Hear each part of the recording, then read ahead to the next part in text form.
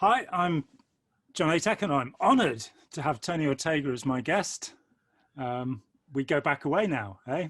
It's, Yeah, I think it was about 8 years ago that I reached out to you and we started talking about things that you had done over the years. yeah, and for a long time I didn't retire. For a long time I contributed to the bunkers, and I hope to do so again because it's such a wonderful undertaking on your part. Thank you. But I'm going to start by asking you, how on earth did you become embroiled in the mess of Scientology? And you can talk about how much you regret it afterwards. Yeah, exactly. I'm just a reporter, John. Unlike you, I did not go through Scientology. I grew up in Los Angeles, though, and I don't think you can grow up there without having some awareness of it. Mm. And I think I remember reading about Hubbard dying when that happened. Anyway, a few years later, I ended up in Phoenix, and I was basically trying out for a staff writer position at a very great publication there called the Phoenix New Times. And I needed something meaty. I needed something really substantial for my, to make a cover story and land a job. And I just stumbled on this letter to the editor in the Arizona Republic written by Rick Ross. And he had said that, you covered my lawsuit and the fact that I lost, but you didn't even explain that the plaintiff had been recruited by the Church of Scientology. And I thought, well, that sounds juicy. Mm-hmm. And one of our main missions at that publication was to find stories that the daily newspaper had either missed or done badly. So that this looked like it was perfect. And it was wonderful. I got to know Rick. I got to know all the groups that he was fighting, and Scientology in particular. And it was my first cover story for that publication. It did land me a permanent job there as a journalist. And we're coming up next month on 25 years since that very first story. Wow. So, and the other nice thing about that publication is it allowed you to kind of, I followed that up with, I think a year later, I wrote about Jeff Jacobson was being picketed at his house in Phoenix. And a couple years after that, I moved to Los Angeles for that, with that company to work for their paper there. And that's when I got to do the Graham Barry story and the Torrey Christman story. So it was just, I happened to be with a publication that liked raising hell and that allowed writers the freedom to kind of develop a specialty. So I left that publication in 2000. They moved me around a lot. They closed that publication in 2002. I ended up working for them in Kansas City and Fort Lauderdale for a few years. Now, I didn't write about Scientology then because there's just no Scientology there really. And but then when I got to New York in 2007 and was editor-in-chief of the Village Voice, I started putting things on the website that just went crazy. People just cannot get enough of Scientology news, And I realized I was in kind of a rare situation where we needed stuff for the website. And after I had spent some time doing some other things on the website, some archiving and things, I realized that Scientology was the sort of subject I could sink my teeth into. I had background on, I really enjoyed doing, and readers could not get enough of it. Mm. And then, so more and more, I started putting these stories on the Village Voice website. Never put them in the paper, always just on the website. And then the Marty Rathbun Squirrel Busters thing happened in April 2011. And I jumped on that story. I had been covering Marty's blog for a couple of years by that point. And that's when I realized I need to start covering this as a daily beat. Mm-hmm. And that's when it happened. Since April 2011, I have treated Scientology as a daily beat. It was kind of a niche that nobody else was doing as a journalist. Mm-hmm. And here I am 9 years later, still writing about them every day. And, I don't know if that was it a good decision? I don't know. I'm still enjoying myself, John. Well, that's probably all you're going to get out of it, really. Some enjoyment. You're certainly not going to get rich. And since then, I mean, your aim was to put up a story every day. Yeah. Yeah, I just, what I was thinking about was that I had so much respect for the work that Joel Suppel and Rob Welkos had done back at the Los Angeles Times, and that Russell Miller had done, and that you had done with your book, and that what Richard Bahar had done at Time Magazine, Mm-hmm.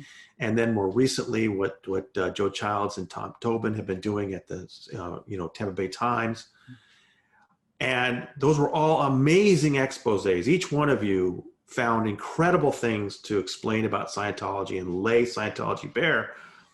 But the nature of it was, before too long, people had kind of forgotten about it. And a new journalist would have to come along and remind everyone all over again.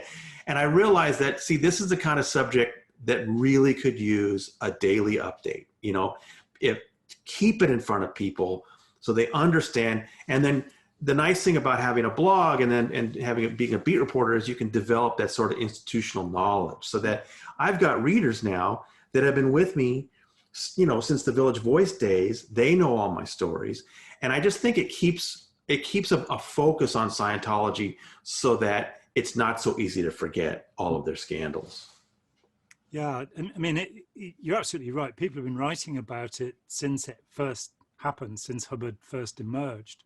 Yeah. I was surprised when I left in 1983, and I was amazed to find that there were all of these books. Joe Winter's Doctor's Report on Dianetics, which was commissioned by the same guy that commissioned Dianetics, who dropped it because he considered it fraudulent.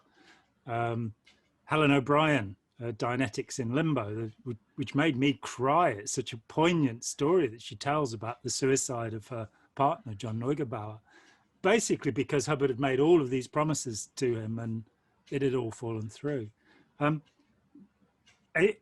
Where does it lead? Where are you now? What do you think about Scientology? If you were to put it in a nutshell, what do you think Scientology is?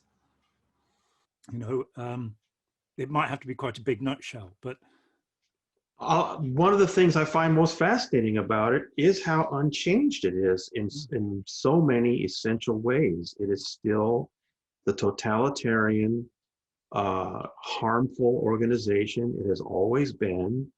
And while it's very entertaining to me to cover some of the things that do change over time, it essentially is still operating the same way it was 50 years ago. And I think that's fascinating.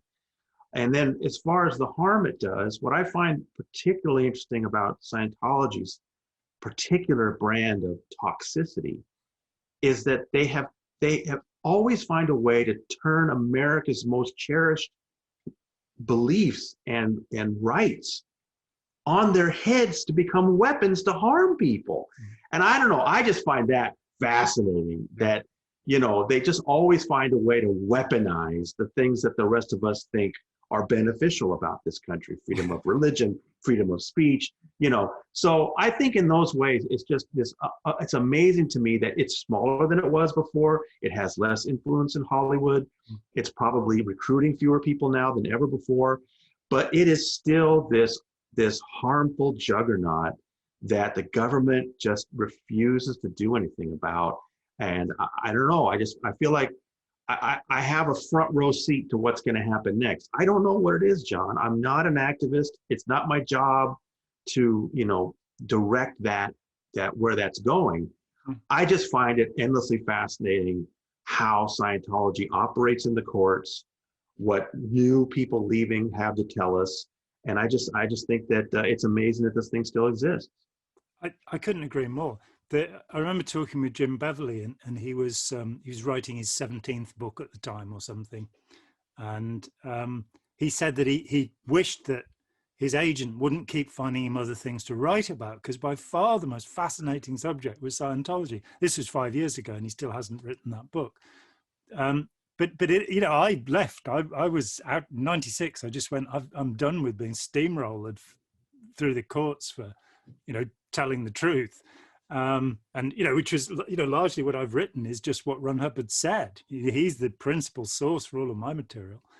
And so I stopped, and I came back very shortly before we first spoke towards the end of 2012, I think. And I came back because I started talking, and I really wasn't involved. I just walked away, because you know what this stuff's like. If you look at it, you're going to spend your days doing it. And, I'd be disagreeing with people and trying to correct them. And so I just walked away. But when I came back, it was because it seems to be such a pernicious set of ideas, that people find it almost impossible to escape.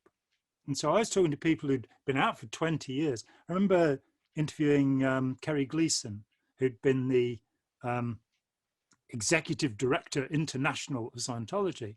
And I finally got to have dinner with him. This is a long time ago, in the 80s, I think. And so he sat and had dinner, and I thought, right, now we're ready to talk about it. And I said, so what do you think of Scientology, Kerry? He said, it's shit. And that's what I got. Now, what the thing behind this story is he was still selling the management technology of Scientology to make a living. And he hadn't quite added the two things together. People can get that Hubbard was a fraud, a liar, a con artist who contradicted himself from one day to the next. He didn't bother to remember what he'd said, even. Yet they still believe he wanted to benefit the world and that the technology of Scientology is a wonderful thing. So that's why I started blogging, writing for The Bunker. And it's been what an amazing journey that was to see people. The thing I loved about The Bunker was the sense of community. Yeah. People keep telling me, oh, you can't have a comment section because people will flame you and there'll be all of this vicious stuff. And then you look at The Bunker, and in a single day you can get like 1,000 comments, which is often somebody called Monkey somebody or other talking about somebody else's baby having been born or something. But nonetheless, there's this community, there's this sense of people, understanding each other. And also there's a sense of equality that when I came back, I was surprised that people were grateful, because I was really used to the idea that it was me. And Arnie Lerma said, before the internet and safety in numbers, there was John Atack. I still, like you, I've no idea why I did it, except that it's fascinating. The stories that come out. Tell us about my favorite of the stories you got was there's the two PIs who were following Pat Broker.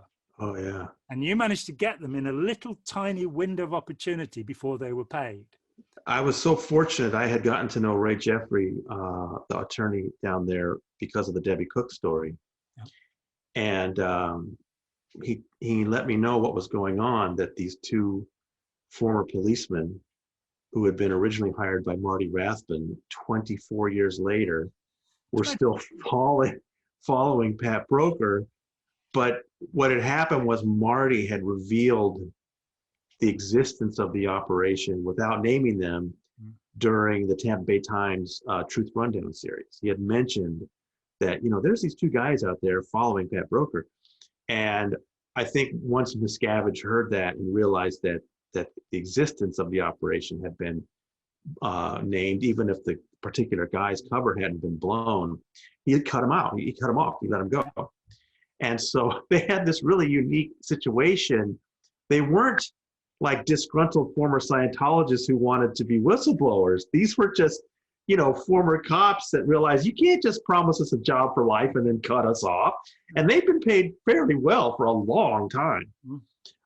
So very unique situation. I got on the next plane I could possibly get on to fly down there. And the setup was perfect, John. We were going to drive from San Antonio. They met me in San Antonio down to Marty's place at the south end of the state. So we're talking like 2.5, 3 hours in a car. Ray Jeffrey, his colleague, these two former PIs, and me. And I had them to myself for 2 hours and said, okay, I want to hear the whole story. And it was so wonderful. I couldn't believe the things they were telling me about following Pat Broker. And I got there and I got to witness these two guys reuniting with Marty, and I captured that in a couple of photos. And we had this golden afternoon together. And one of the things, and the story was, it was such an amazing time because the Channel 4 documentary crew happened to be there filming Marty. Yeah. And Jeffrey Augustine happened to be there. And I think this was the first time I ever actually met Jeff. Yeah. And we're all there at Marty's house. And then Marty wanted to talk to these PIs as professionals and say, look, we've been having some questions about this house across the street. And they went over there and the PIs are like, oh yeah, see, that's a camera, that's a camera, that's a camera. I'm watching all this unfold right in front of me. I was so fortunate. And then the next day, so I got back to my hotel room, and I'm writing as fast as I can, because the next day they said goodbye to me and went to have lunch with Tom and Joe, the Tampa Bay Times guys. And I said, oh no. So Tom and Joe actually got their story out first, and that's fine, that's cool. But I got to tell the sort of longer, more narrative story about how that whole day had gone. So yes, the thing is, there are some wonderful journalists who write about Scientology in this country and other countries, but I think the fact that because of the audience I have, because of the community at the bunker, I'm able to do stories in a way where we have this very smart audience that doesn't need to be reminded in every story what Dianetics and Scientology is, so that we can get into these wonderful narratives and really go deep into what's going on with this organization. And that is one of those stories where it just felt like only the bunker could tell this story this way. And I knew that my readers would love it and would appreciate the detail and the care that went into it. So in that way, I'm very fortunate. Also, what was a little bit nerve-wracking at that time was that this wasn't long after I had left The Voice and I was working on my book about Paulette. And I don't know if I'd ever put a story on my own website that, I have to say, I had the thing lawyered. I went over every word with my lawyer to make sure, are we going to be okay? But it turned out great. So then what happened was the Tampa Bay Times guys came out with their story. It was even before their story came out. Once Scientology realized they had met with the Tampa Bay Times guys, the same day we got word from Ray Jeffrey that the case was over. The Scientology had said, here's a check, stop, But there were millions of dollars involved. Yeah? Had to have. Think about it. I mean, we're talking, no, absolutely. And that was after Ray had gotten, we don't, it's never been officially divulged, but we assume that he got millions for Debbie Cook. Yeah. And, Ray, I tell you what, I was just talking about this yesterday with somebody. We were talking about attorneys, and I said, listen, there's only one person that I'd want to be involved in litigation with the Church of Scientology with, and that is Ray Jeffrey. That guy, he's unbeaten. The only person that ever beat him was his own client. Yeah, and there's not much you can do about that. And as you say, the stories, you go down a rabbit hole, it just gets deeper and deeper. When I finally, after 6-7 years of working on it, published what's now called Let's Sell These People a Piece of Blue Sky, the unabridged, unexpurgated version. But when it was published, the relief for me was tremendous, because I was sick and tired of having to explain all those same things. In a 400-page book, you just about scrape the surface of this thing. So with the Pat Broker story, the background to that is, of course, Broker was the inheritor of Scientology. He was the first loyal officer when Ron Hubbard was made no longer just a mere Commodore, but an admiral, which is something that David Miscavige took away from him. And I think that's wrong. He deserved it. But Pat Broker is, forgive me, but is basically somebody who drank a great deal with L. Ron Hubbard during L. Ron Hubbard's final demented, declining years. And he inherits, he's given the thing. And Miscavige, with no authority of any kind, other than having been the notary public on all of these phony documents at the end of Hubbard's life, where, you've got to cremate my body quickly so nobody will see what they've done to me and things like that. He wasn't there when the documents were notarized, so they're all fake, including the will, including the, $648 million that should have gone to his granddaughter Roanne in the last official proper will, but instead, went to the Church of Spiritual Technology. It's so elaborate, it's Byzantine, isn't it? But Broker, Miscavige thugs turn up and they take Broker's office and they go through the filing cabinets. Now, I'm convinced that the reason he was followed for 24 years is because Miscavige thought he'd got the missing 15 higher levels above OT8, and he was going to somehow or other get them, because they're parked. Since 1988, they've not been able to add anything to the bridge. And it's pretty obvious that it doesn't work.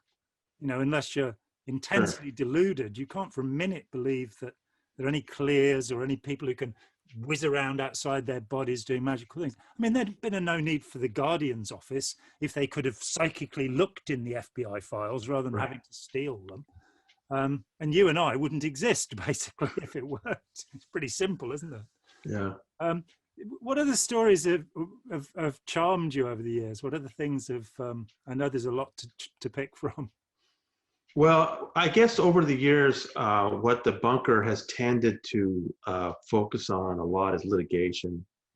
And I've actually been to quite a few court hearings. That's always a lot of fun. The first one where I discovered really how fun it was when I went to Texas for Monique's. Well, I went to Debbie Cook's. That's right. That was the first one. So when Debbie Cook was sued by the Church of Scientology, I decided I'm going to fly down there. What the heck? And I went down there and I went to the court, and I was able to report directly from the courthouse. What a high, man. I mean, the readers were going crazy.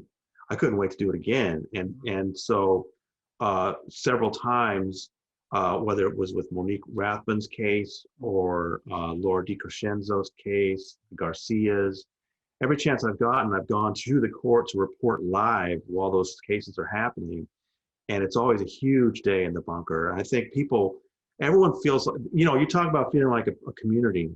Those are the days when, boy, it really feels like a community, and people are contributing as quickly as they can.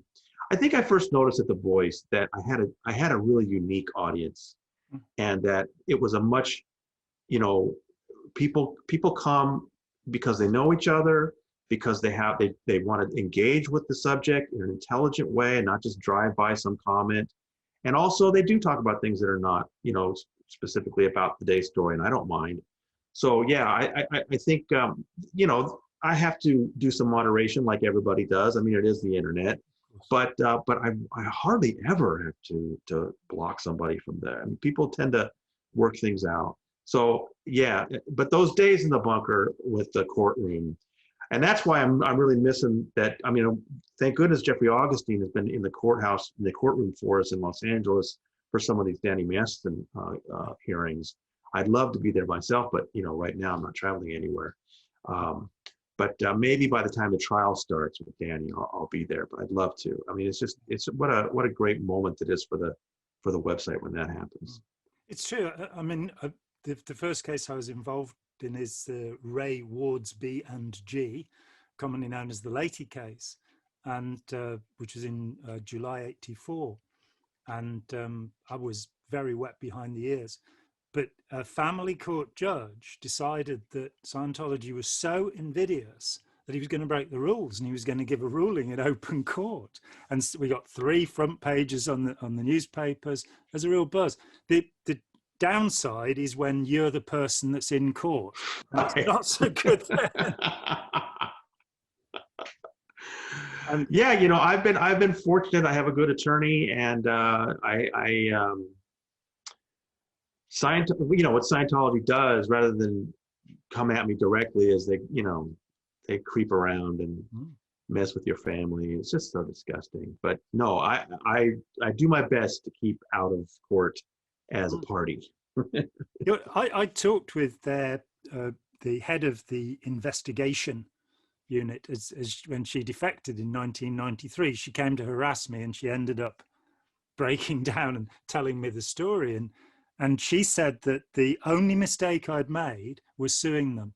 She said if I hadn't sued them, they were so scared of me that they wouldn't have come after me. But I opened the floodgates. And I always assume, yes, that they actually would prefer that you sued. And I like the way Leah Remini's turned that around. And Leah's always saying, "Come on, sue me. I can't wait for you to take me to court." She's great that way. But yeah, you've been through quite a lot. I mean, we all have. It's just amazing that this organization continues to harm people in the same ways year after year. Yeah, and that most of the people who are involved in it are actually good-hearted people who want to do something good in the world, and they're what I call weaponized empaths. You also have all of the salespeople who want to scam everybody. That's another major factor of the public of Scientology, I'm afraid. But it is surprising, that kind of dedication, because people have really come to believe, as I did as a member, that you're doing good in the world. And so you'll go that extra mile. And I remember there was an attempt to recruit me into the Guardian's office, and I failed on the tests. And it was only later that I realized how I'd failed. And it was because I was fundamentally ethical and compassionate. And you're reasonable. The dirtiest word in Scientology, you were reasonable. Yeah. Be unreasonable. Follow your orders right away. But this incredible story, is there anything else like it in history? The story of L. Ron Hubbard. I've never found anything. Cagliostro and Serafina, maybe, with the, it touches on it. They conned the crown heads of Europe. Well, it's so rich too. I mean, there's so many different things to look at. The celebrities, of course, bring a lot of attention to it.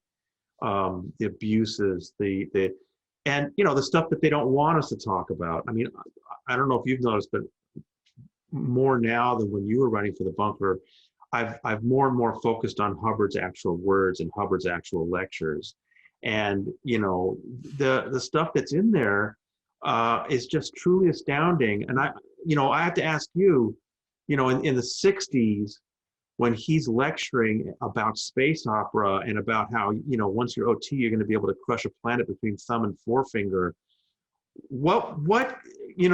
People often ask me, how did people see that and realize this is all ridiculous? What was keeping you from seeing that? Yeah. I'm asking you as a member who was there then. And I think with a lot of people, it was like me. I was never what's called a total convert. I was not immersed. I was not a live-in member. And, the 2 times I was shouted at, I shouted back. But I had 7 years of the build-up to taking the operating Thetan levels. And then one day you find yourself sitting reading this ridiculous nonsense that wouldn't even make a decent short story, let's face it, about Xenu or Zemu, depending on which day it was and how it felt, and the body Thetans, and all of this stuff. And I can remember sitting there reading this, and this guy walked in to the special drab little room where he did this at the supposed castle at St. Hill, which is like a damp basement, in fact, at that time. They've spent money on things since. And this guy walked in and he said, "It's just like Colin Wilson's Mind Parasites."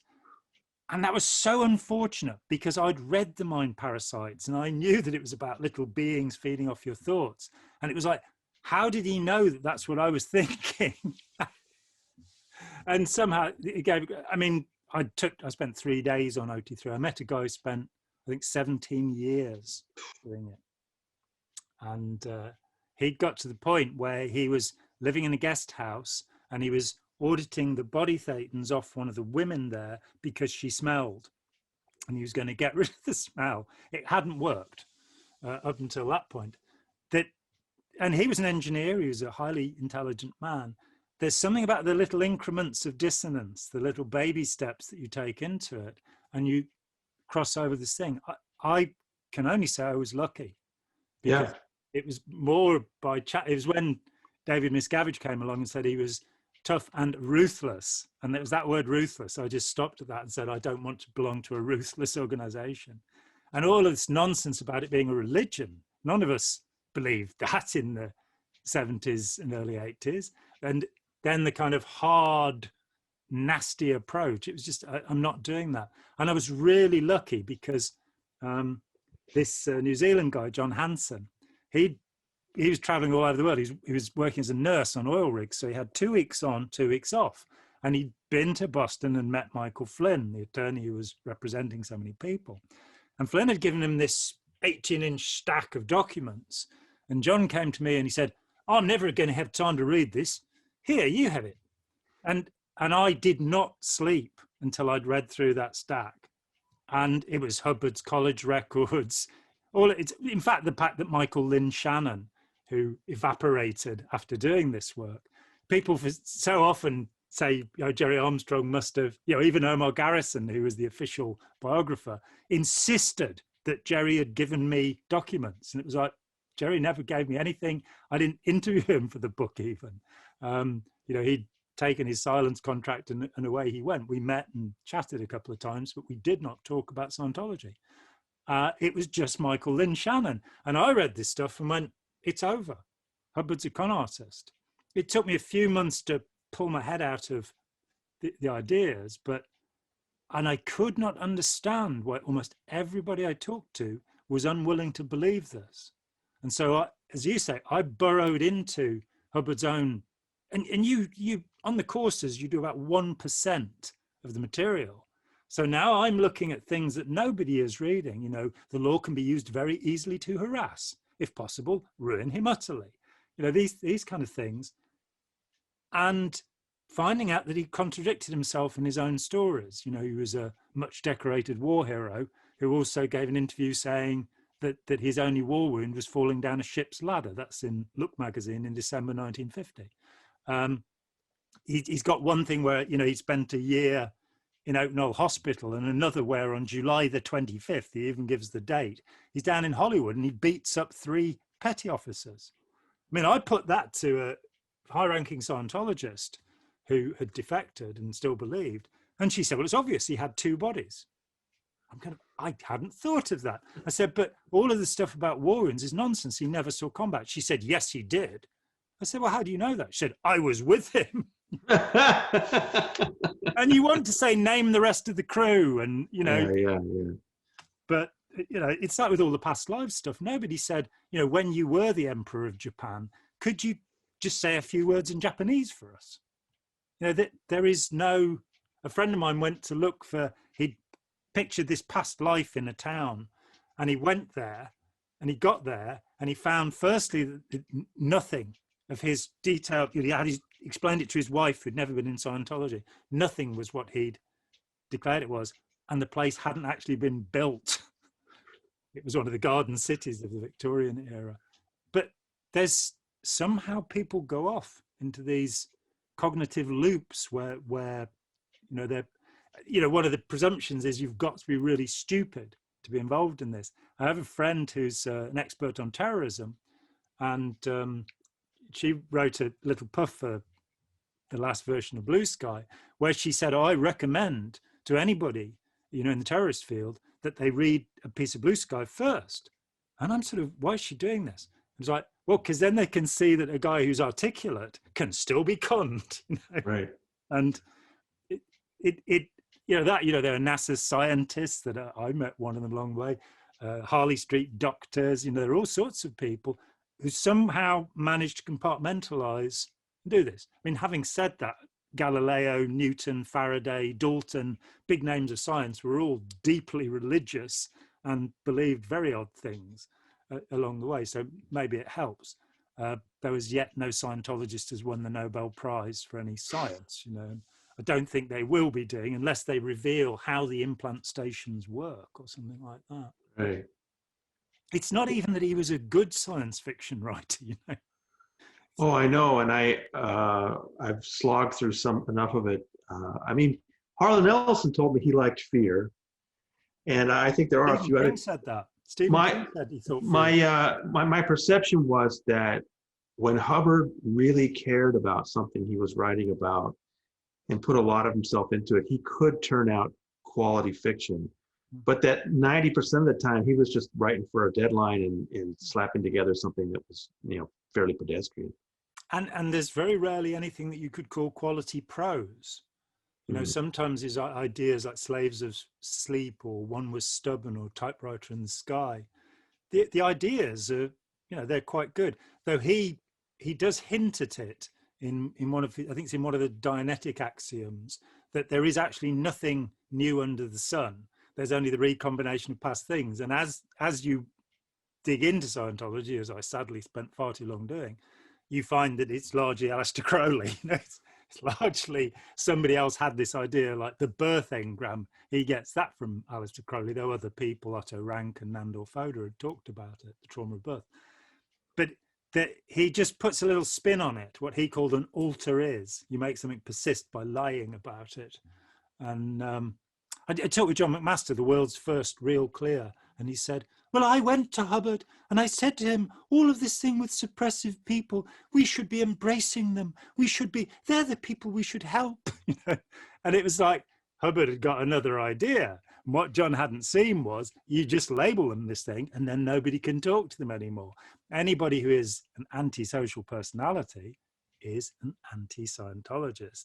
And you get all of these confessional or security checking or integrity processing questions about, have you ever had a bad thought about L. Ron Hubbard? You know, have you ever had a bad thought about Mary Sue Hubbard? Yes, she was convicted, you know, and that's you gone. I don't know if you noticed, but she became a patron meritorious of Scientology. Along, Did she? yeah, Henning Helt and Duke Snyder. I think it's $250,000 to have that particular accolade. Which is where it all started. I mean, A Piece of Blue Sky, the story came from Don Rogers, who said just before they opened the doors for the first foundation, Hubbard turned to him and he was talking about memberships. And he said, let's sell these people a piece of blue sky. And, you know, there's a lot of blue sky out there. I would like to do this again. So I'm going to actually cut this short rather than talking you to death. And you know, maybe we could reconvene in a few weeks' time and choose some more fat. Okay, sure. You know, if you got, I thought maybe another question or two for me about something specific, but if not, that's fine. Well, you know, I think, you know, we keep something on the back boiler. I mean, and we can do it. We can use standard tech here. Is there anything you'd like to say or ask before I end the session? Is my needle floating?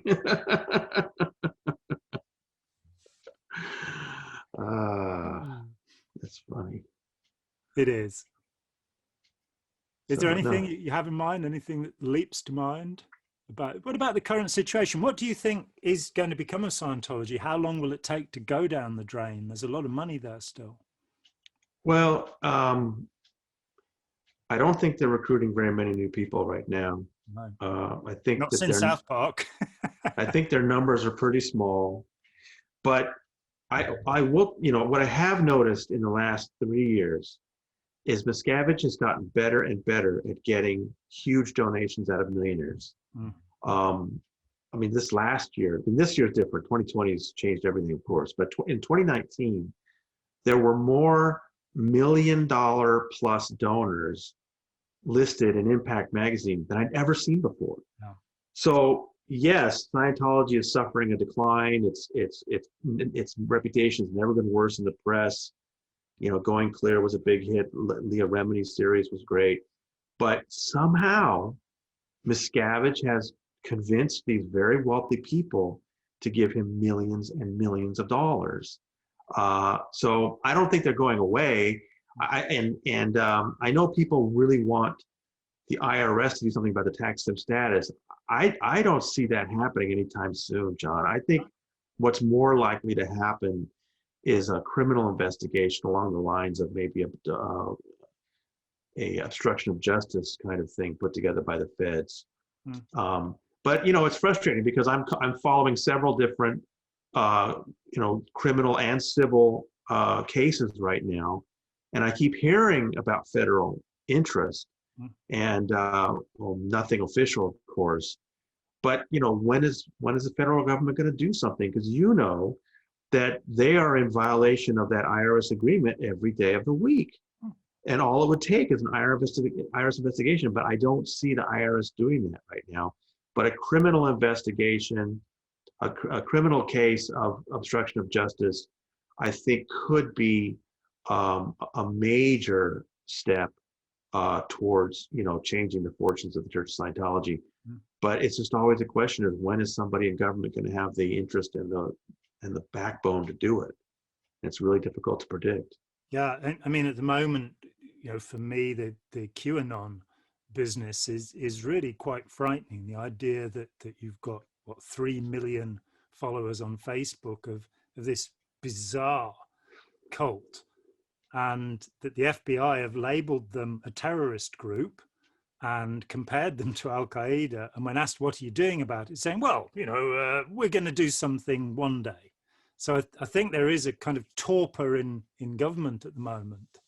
And it probably would not surprise you to know that in the many Scientology social media accounts that I and my researchers monitor, QAnon is very popular among Scientologists. Yeah. Face palm.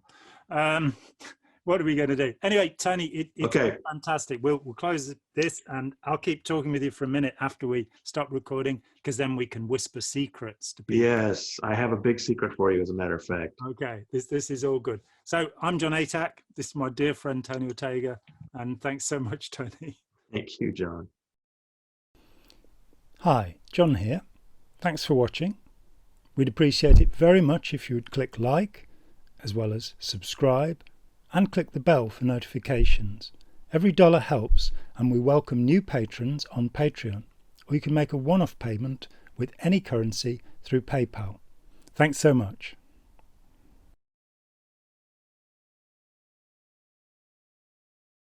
We should be embracing them. Is my needle floating?